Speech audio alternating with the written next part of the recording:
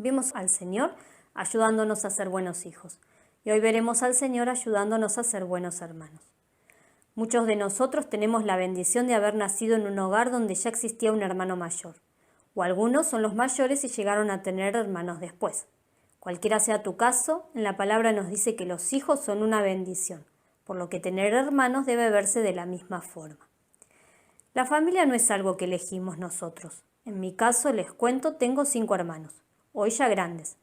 Pero cuando vivíamos todos juntos, que éramos chiquitos, teníamos días en que nos llevábamos muy bien y días en que afloraban las peleas y las discusiones. Esto es a raíz de los pecados que salen de nuestro propio corazón. Egoísmos, soberbias, celos, envidias. Pero la palabra nos exhorta y enseña que si nosotros decimos amar a Dios a quien no vimos, debemos amar también a nuestros hermanos con los que compartimos. Esto agrada a Dios. En Génesis 27 encontramos la historia de 2 hermanos mellizos, Jacob y Esaú. La palabra nos cuenta que se combatían ya dentro de la panza de su mamá. Dios le dice a Rebeca, su madre, que estos 2 hermanos se iban a dividir en 2 pueblos. El mayor, Esaú, iba a servir al menor, Jacob. Para ser breves y no extendernos demasiado, la palabra nos describe a Jacob como un ser egoísta, ambicioso, que no tenía muchos reparos en conseguir aquello que quería de la manera que sea. Pero también debemos decir que él deseaba la bendición de Dios para su vida. Por supuesto, Dios iba a tener que hacer una obra en su corazón, como la quiere hacer en cada uno de nosotros.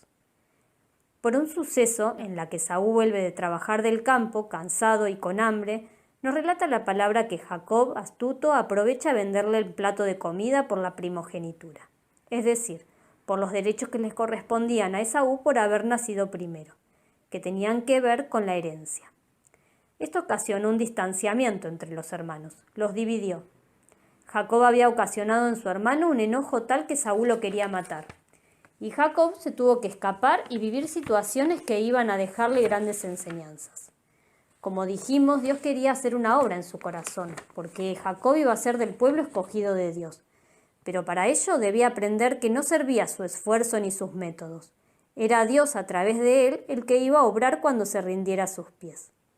Más adelante, en el capítulo 32, encontramos un encuentro pacífico entre estos 2 hermanos. Esaú corrió al encuentro, lo abrazó y lloraron juntos. Ya no había rencores entre ellos.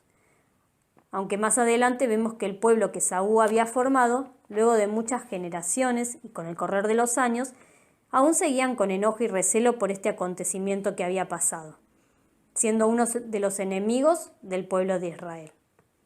¿Qué nos enseña esta historia? Que Dios quiere que ame a mi hermano, no con un amor humano. Este amor está afectado por el pecado y es imperfecto, defectuoso. Si un día le entregué mi vida a Cristo, si le pedí que limpie mi pecado y creí en su obra en la cruz, el Espíritu Santo vino a morar en mi corazón, y ahora el amor de Dios está derramado en él.